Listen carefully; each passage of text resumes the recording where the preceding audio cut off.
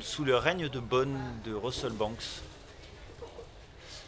Parce que je l'ai lu en tant qu'adolescent, c'était ma professeure de philosophie qui me l'avait conseillé, et c'est l'histoire d'un adolescent qui part dans une sorte de road movie pour essayer de trouver un sens à sa vie, et c'est le genre de livre qu'on aime beaucoup adolescent parce qu'on a l'impression de s'y retrouver et que ça va nous aider aussi à trouver un sens à toutes les questions qu'on se pose quand on est adolescent sur qui, quoi, comment, qui suis-je. Mais c'est un livre que je n'ai aucune envie de relire maintenant parce que je pense que je serais déçu par rapport à ce que j'ai ressenti à l'époque.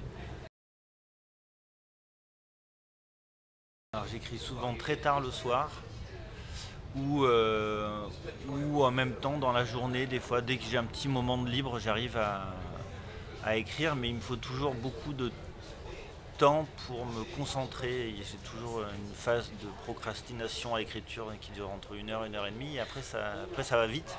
Et j'ai toujours un petit temps de mise en route qui est assez long.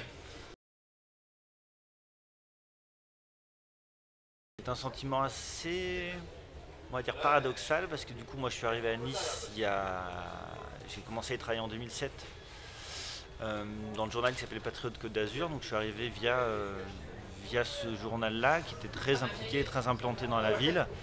Moi je suis de Cannes, donc je connaissais quand même un petit peu la Côte d'Azur.